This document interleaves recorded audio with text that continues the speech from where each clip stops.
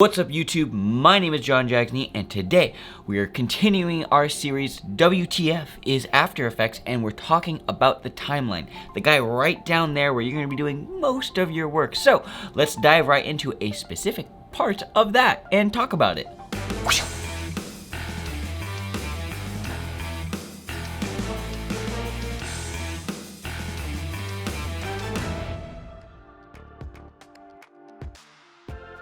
Okay, to kick things off, the timeline is basically where you're going to be doing most of your work. So that is where you can see your text, your photos, your video files, whatever you're working with in After Effects. Now, we're talking about visibility today and working with those layers. So these 4 buttons, pretty simple.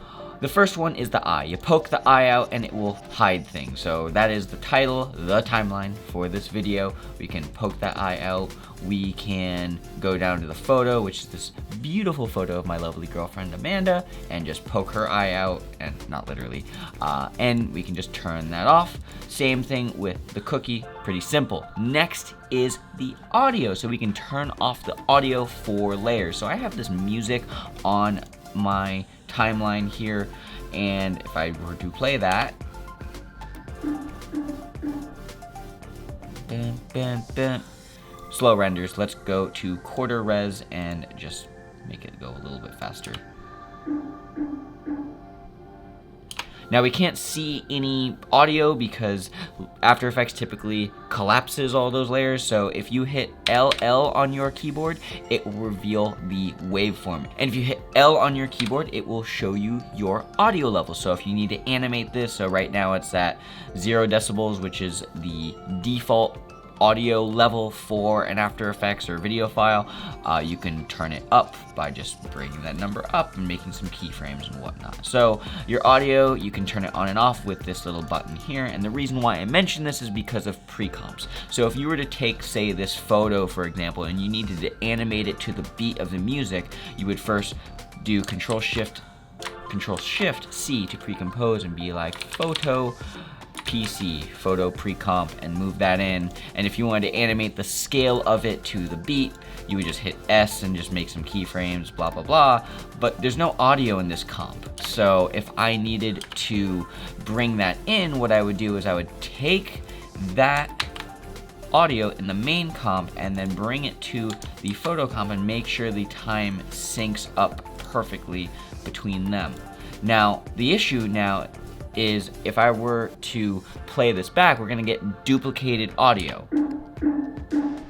So it's gonna be a little funky because we have the music coming from this pre-comp and then the music coming from the main audio track. So we could just turn that off. Or another fun fact is you can dive right into that pre-comp and then right click and set it as a guide layer. So a guide layer is basically a layer that After Effects will not render in comps above it, or it won't render in the final post. So you can use it to sort of like guide you, so to speak, for your animation. So if we were to go back right here, and if we were to click the audio key, but turn everything off, it's not gonna play, because that audio is a guide layer. So audio is a fun little thing that you can play with After Effects, and I don't recommend doing any sort of very advanced audio mixing or anything fancy with audio. Do that in Audition or Premiere, but you can futz with it there. So let's just go backwards and let's just get the audio back to where it was, but because that is a guide layer inside, we don't need to worry about it. Now the next thing is soloing layers. Let's say I wanted to select this video footage right here of this delicious chocolate chip cookie, but you'll see that we're selecting the photo pre-composition instead. And the reason why that's happening is because if we go into that photo pre-comp, the composition is this size. So we could do one of two things. We could either change the size of that original composition to match the photo, or we could just solo it. Let's say hypothetically we were doing some other effects where we needed the entire size of that. We can just then click on that cookie layer and then hit the solo button, which is this little dot, and now we can easily access that, no problem. Now I can also solo other layers on top of that, so I wanted the title and the subtitle, and then now I can just add some quick animation if I wanted to. Keyframe by hitting the stopwatch, then moving forward like 12 frames, just punching that over, turn off the solo, and yeah, pretty simple. And then the last thing is locking your layers. Let's say you have a layer that is completely locked in. You don't need to touch it anymore, like this photo pre-comp. I don't want to touch it. I don't want to accidentally move it or anything like that. I can just hit the key there, and then it won't select that. So it'll basically click through, and now we're just clicking through the background, even though I'm clicking on that photo. So layer visibility is pretty simple, but once you know how to navigate with a lot of layers, you'll have to either lock layers or solo layers or have different pre-comps. And this is just a good practice to get into of trying to understand how layer visibility works, so then you can select things correctly. So that's this one. Alright, that's today's quick tip. I hope you learned something. If you did, let me know in the comment section down below.